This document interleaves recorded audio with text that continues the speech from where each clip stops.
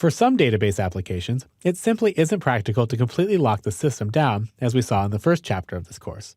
Sometimes you just need to give your end users access to the navigation pane so that they can get their jobs done efficiently. If that's the case, then it would be in your best interest to make sure that the navigation pane is as tidy as possible without any extraneous objects. We can start by making sure that we embed as many objects inside of other objects as possible. For instance, most of the time our reports are built off of a query source. Those queries often have no other purpose than to serve up records to the report, so it makes sense to place the query inside of the report object and get it out of the navigation pane. The process is pretty simple. In this particular database, I've added in a new report called Orders by State. We can get to it through the Reports menu. I'll click here, and then click on Orders by State. That'll open up this Orders by State report in print preview mode. Let's go ahead and take a look behind the scenes. I'll right-click on it and choose Design View. In Design View, I'll open up the Property Sheet, and on the Data tab, I'm going to take a look at its record source. The record source is where the data is coming from that the report is formatting. And I can see here that it's listed as Orders by State. This is the Orders by State query that appears here in the navigation pane. Let's go ahead and see if this query is being used by any other object. I'm going to select this query in the navigation pane, and on the Database Tools section, I'm going to choose Object Dependencies. That'll open up this new window way over here on the right, and let me make it a little bit wider. And we can take a look at what other objects are related to this Orders by State query. Here underneath Object Dependencies, I can see I'm looking at the query Orders by State, and I want to see all the objects that depend on me. I can see we don't have any tables, queries, or forms that depend on this object, but I do have the single report called Orders by State.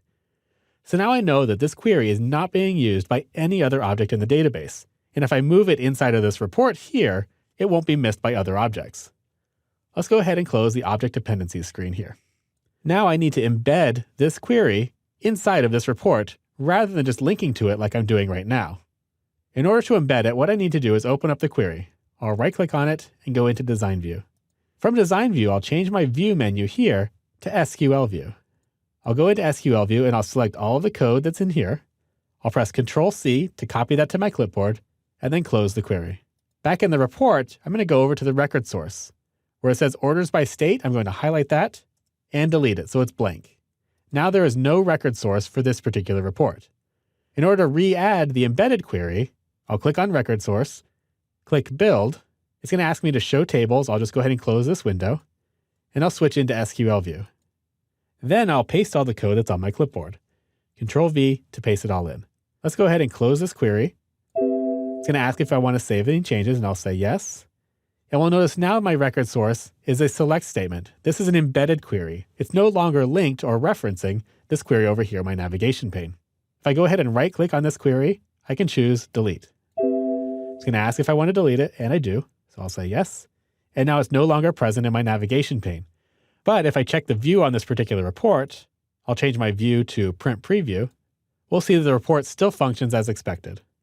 So by going through all of your objects in the navigation pane and embedding wherever is possible, you can make sure that the objects that remain are truly useful to your end users and clean up a lot of clutter in the process.